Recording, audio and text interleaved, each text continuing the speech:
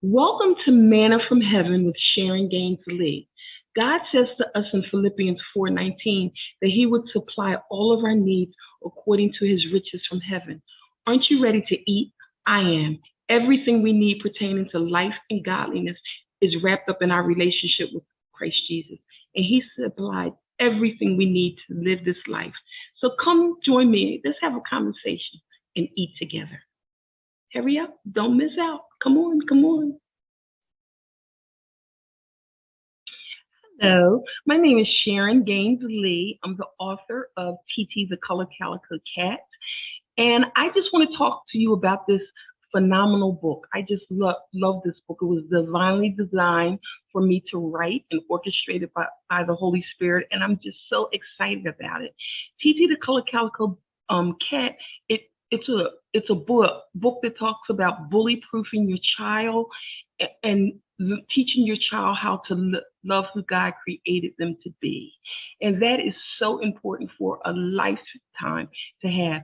And let me tell you how it came about. I'll tell you give you a little history on it. I lived in upstate Pennsylvania for about 30 years. I raised my kids there. I taught school for 16 years, and my husband worked up there. And the area where I lived, there was a gamut of different races and cultures. And so I raised my kids in an area where there was a lot of diversity. And it was important for me, my husband and I would talk about it all the time. It was important for me to bully proof my kids and for my kids to love who God created them to be, because if that's not on the inside of them, you'll have kids trying to be somebody else. You'll have black kids trying to be white. You'll have white kids trying to be black. Hey man, what's up? Because they think white boys saying that about black people, you think that's acceptable. Or you'll have black guys saying, hey man, how you doing? It just doesn't work. It's like and you'll notice in the book, one section of the book, I talk about a pot of stew. And when you eat a pot of stew, you want each vegetable in that stew or the meat in that stew to taste like what it's represented. You don't want to bite into a piece of beef and it tastes like an onion. You don't want to bite into a carrot and it tastes like a pea. You want everything to be authentically what it was created to be. And that's important. And it's the same thing when we're talking about racism or talking about who we are.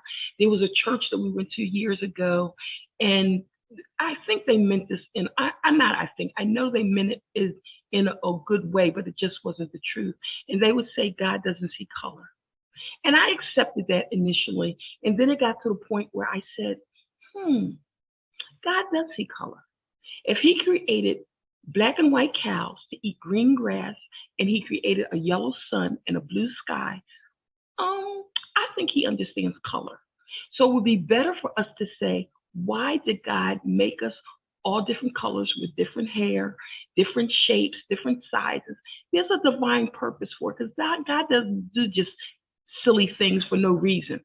He does everything that He does for a divine purpose. And so since I was on that quest, I thought, that was in my mind. And I thought, I didn't know when I lived in upstate Pennsylvania exactly that God was going to have me do this book, 10 years later? But it all worked together. God causes all things to work together for His good.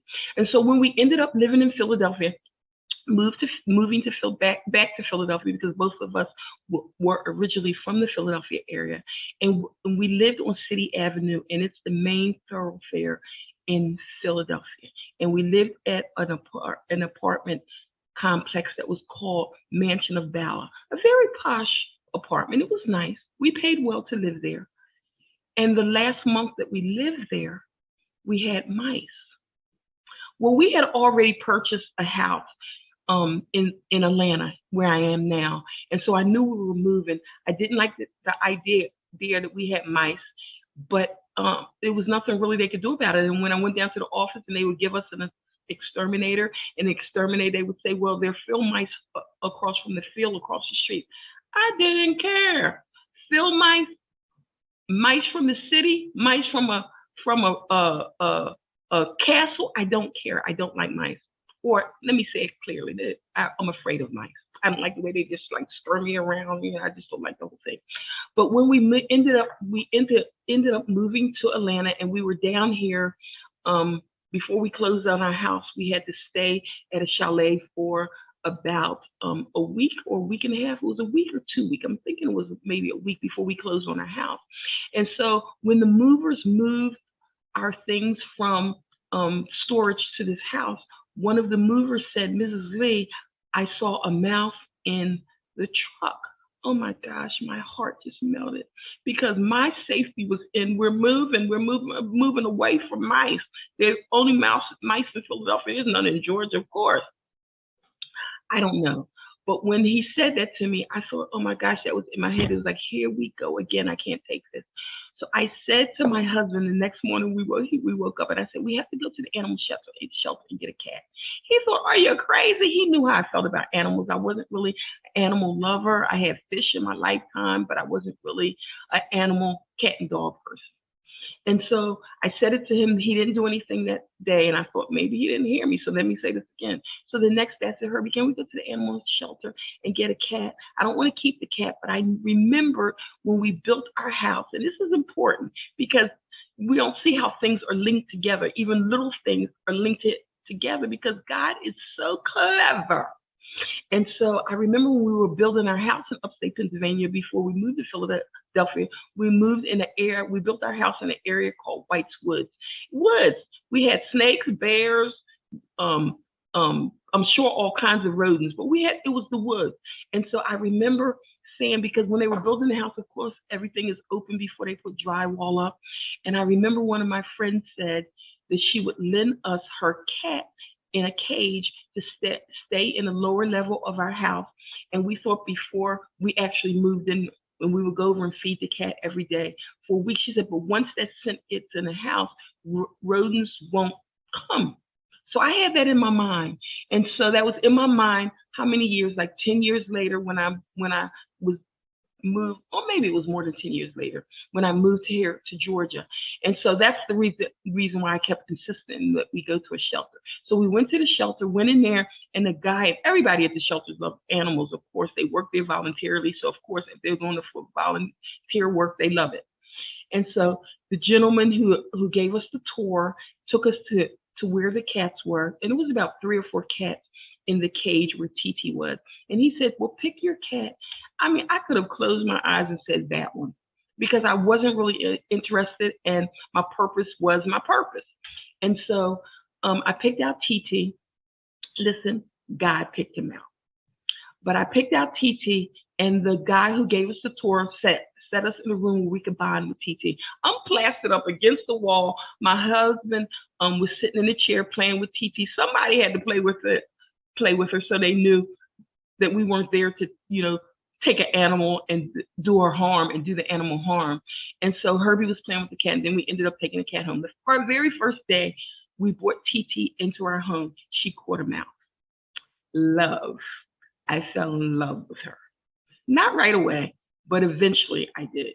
And she would follow me from room to room, and she was, not with my husband. My husband thought she was cute, and he would play with her. Well, why is she following me? I'm the least one who like her. And so she would follow me, and she would meow. And my friend, who is the illustrator of this book, Michelle, you'll get to meet her later on in this video. She kept laughing at me, and she said, Sharon, you're going to love her. You're going to end up loving her. And I thought, Michelle, come on, get a grip. I'm Black, you're white. White people like animals. We generally don't. I mean, it was a mistake. It was stupid for me to say, but I just really thought I would not fall in love with her. And eventually I fell in love with her. We ended up buying her a condo. I really, really started to like her.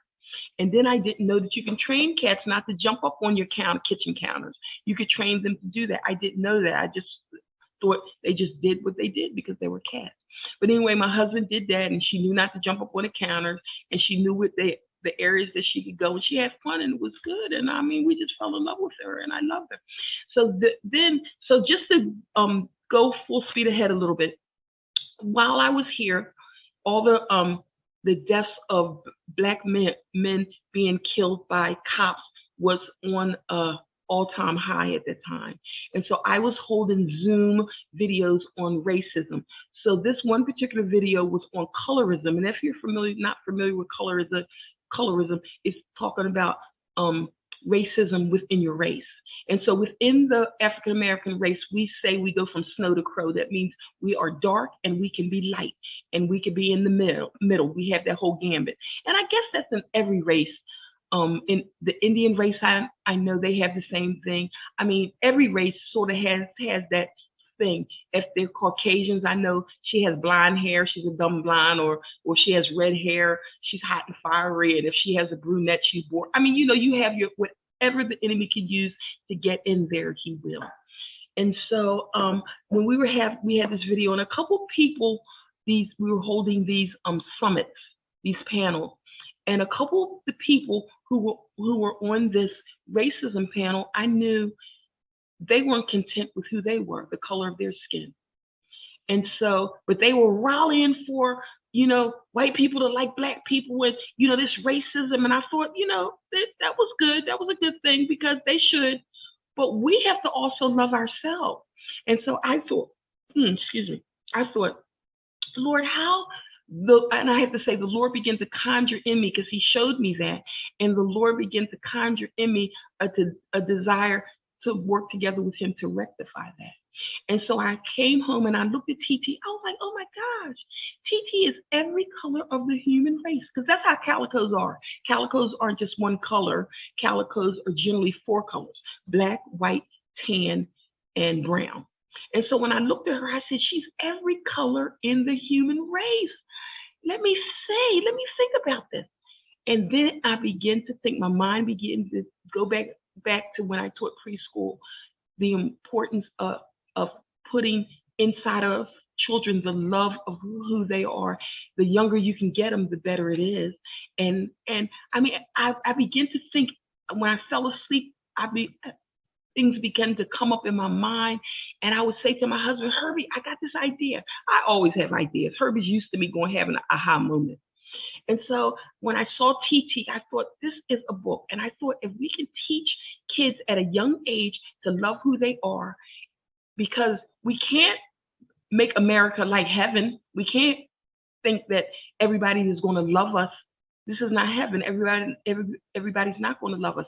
But we can change who we are on the inside and love who we are. Because if we love who we are, of course we can rally for who other people are.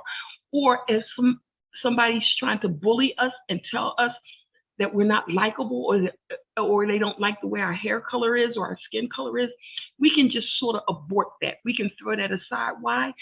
Because we have been sturdy in who God divinely designed us to be. And I thought, you know what, let's do a book for kids and let's bully-proof them and make them aware of the fact that they were divinely designed and that they can love who they are. And if they do, they can love who other people are. And so then the other thing I thought, you know what, in the book you'll notice I throw a big word every once in a while, like maybe the word exceptional. Now, a preschooler would not necessarily know what the word exceptional means, but if their mother or father or older person is reading that book to them, that's a good thing. Because God tells us, listen to this, God tells us as adults to come to him as children, but you notice he never said to the children, act like adults, because the guile is not there yet. And so they're more pliable. And God wants us to be pliable when we come to him. And so I thought, if the adults are reading this book, or older child is reading this book to a younger child, they'll pick up on some things too. Because I know from teaching preschool, and I've read a lot of children's books, a lot of them. And I learned a lot of things from those children's books. They weren't the novels that I would read. They were the children's books that I learned a lot of things from. So all of this stuff in my mind, because of these happenings that happened throughout my lifetime, came together. And so TT the Color Calico Cat came about with me wanting to sturdy kids up at a young age and to teach them to love themselves and to bully-proof them. Because we're always going to have bullies. They're always going to be amongst us. but we can change who we are. We can't change everybody on the planet Earth at one time. That's never going to happen. That's going to be in heaven where everybody's thinking right, doing everything right, but not here on earth. But we can change who we are on the inside. We can change our mindset. So in this quest of doing this book, that was my goal. TT the Color Calico Cat. And you're going to get to hear me read this book. My dream is, my hope is that this book is one day in every library in America. It's already in schools in Europe and in India. I want it in every school. Just like, Dr. Seuss, really? I thought that was a string, green eggs and ham, even though I read that to my kids when I taught preschool. But really, green eggs and ham? How relevant is that to your life, even though it was a good book to read to kids? But TT the Color Calico Cat is a book that's not only fun and colorful, it's very, very important for your kids to embrace the concept of this book.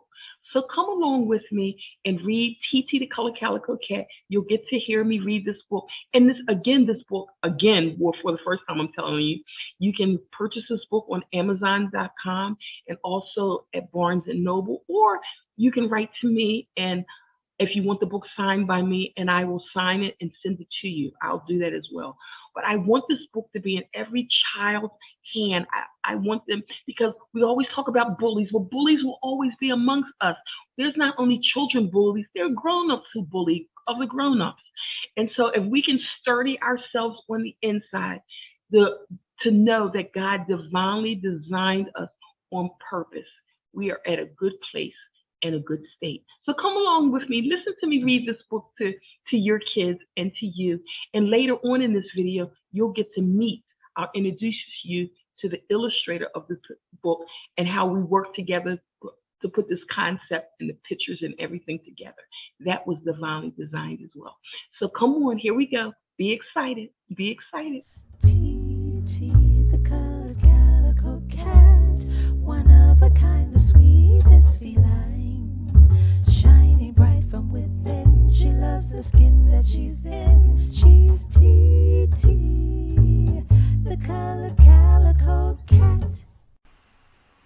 TT the Color Calico Cat, written by Sharon GainesLee, illustrated by Michelle Armbrust.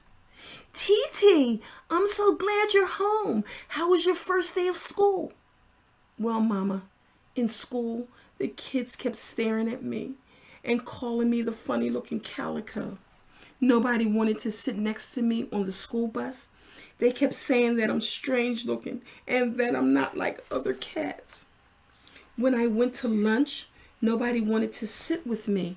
They laughed and pointed at me and said, "Look at all those colors on her. She's black, brown, white, and tan." I tried to share my tuna fish, my milk, my catnip tea, but they said, "Calicos don't eat the same as other cats." When we went outside to play, nobody wanted to play hide and go seek with me, or chase the mouse, or whistle with the robins, or even dodge dog. I felt so sad. Watching all the cats play my favorite games without me made me cry. "Listen, T," said Mama, "if you went outside and it was all white or all red, or if you went into a room that was all black or all tan, or even an all brown room, that wouldn't make you as happy as being in a rich, colorful environment. But if you went into a lovely room with lots of colors, you would enjoy spending time there." I would, Mama. Think about this, T. Playing with beautiful, colorful balloons on the green grass under the blue skies and warm yellow sun is exhilarating. Yes, Mama, I just love that. Now, T, you love music, right? What if all the instruments in the world were only guitars and drums, horns, and just triangles? Would you enjoy it as much if you were listening to a full band with a keyboard, tambourine, maracas, drums, guitars, and a saxophone? A big smile spread across TT's face, and she said, I'm beginning to see your point, Ma. Think about this as well, T. Look at all the colorful leaves in the fall. Some leaves are red, orange, tan, and green. You know what else, T? Would you like a big pot of stew that just had only carrots? Or all peas or potatoes? No, Mama, that would make me sad. I love how different everything is. Listen to this, TT. The combination of colors and flavors makes you healthy, wealthy, and wise. The cats that are teasing you are all beautiful, but they just don't know it yet. You are teaching them something very important. I am, Ma? Yes, baby girl, you are. By loving yourself, it shows them that they can love themselves and others at the same time. If they were all just one of those colors, that would be boring. Colors make the world happy. Let me ask you something, T. Did you know that on the inside, cats are all the same, but on the outside, you are all different because God made each of you special, unique, and individual. Calicos are special. Siamese cats are special. Alley cats are special. Are you special, my darling? Yes, Mama. Let's do this, my precious TT. You must decide to love yourself no matter what people say about you. You can't expect others to love you if you refuse to love yourself. Look in the mirror and smile. Put on your raincoat, hat, and boots and take a bow for the calicos. You are all more alike than different. TT, let's add this to your prayers every night before you go to bed. Thank you, God, for divinely creating me on purpose. You made me pretty, talented, smart, and utterly amazing. TT, practice, practice, practice loving yourself, and others will follow your lead. My gorgeous feline, you know what else I love about you? What, Mama?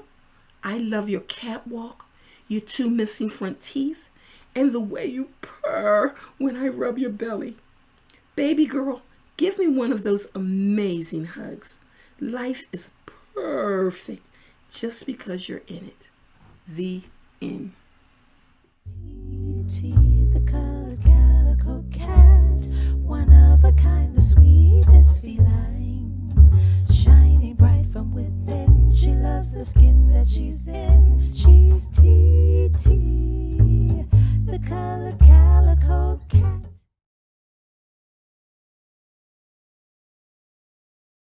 Okay. Good morning, Michelle Armbrust. Good morning, Sharon. I told some of my viewers that I was going to introduce you to them. And this is Michelle Armbrust, the illustrator of TT, the Color Calico Cat. I am so excited. We always have fun together. Doing this project is just another fun time for us, and I'm loving it. So just tell us a little bit about why you illustrated the book TT, the Color Calico Cat, Michelle. Well, I illustrated because you so graciously asked, and then as I hesitated and said, "Oh no, I don't know," and you're like, "What is wrong with you?" It was kind of funny, but I get a little insecure about my work, and I never really illustrated anything like that before. I didn't know what to do, and I thought, well, you know what? If the Lord wants me to do it, we're going to go for it, and He put it in my heart, and we created a book together. It was fun. When I asked you, you didn't say yes right away. You said you were going to go to the Lord, and I thought that was perfect. You know, it was perfect because if God started you, He's going to have you finish it. Absolutely. Yeah, yeah. I needed His approval, His help. You know, because I had to ask Him, like, Lord, if you want me to do this, you had to bless my hands, bless my mind, bless my creativity. I mean, there's a lot of moving parts in this, but I'll tell you, it was the best thing I ever did. It was so much fun, and I just loved working with you at that level. It was so much fun.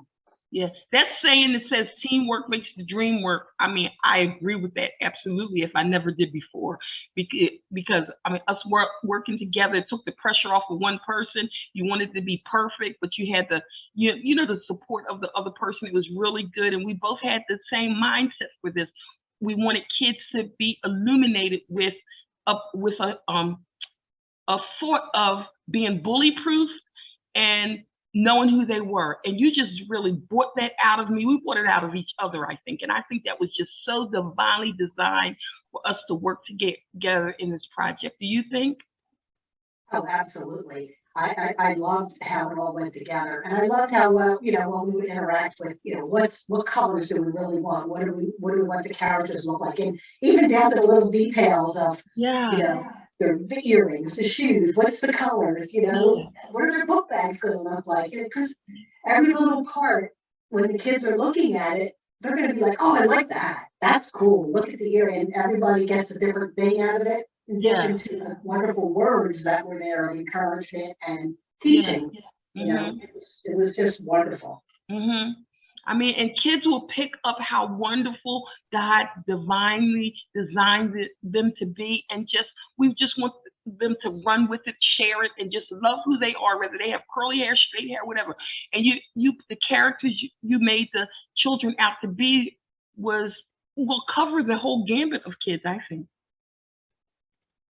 And the characters are cute, and we named them, we just named them after some of your family that you love so much, just give them a little flair. And they want to put your son in there as the chef, and Herbie in there as the bus driver, you in there as the mama. So it was really fun, involving everybody into this process. It was divinely designed. Yes. I like the team that God put together. I love you, girl, and I can't wait to do more projects with you. You ease my mind so much. When I would get nervous, you would say, Sharon, calm down, you can do this. It was like, okay. And then when you thought you couldn't do it, I was like, really, Michelle, you really think you can't do this? You were like, I'll go to the Lord, Sharon. And you did. And we have TT, the Color Calico Cat, and I'm so excited about kids picking up this book and, just building on it. I mean, I'm just excited. I mean, it brings tears to my eyes almost. Yeah, this was a project a book that needed to come out at the time, especially with all the craziness in the world and all the racism issues and all the kids, with the pandemic, and it was just such a timely book too. Yes. Okay, Michelle, thanks. I'm glad we got together to chat about it a little bit. I hope my viewers love you as much as I do. And if they don't, there's something wrong with them. No, they'll love you. You're just a fun person who loves kids. And I just love working together with you. Thank you so much for doing this project with me. Thank you. It was a pleasure and it was fun. Love you much. Yes, love you, Shell. Bye. Let's talk soon. Oh, absolutely. Okay, bye-bye. Bye.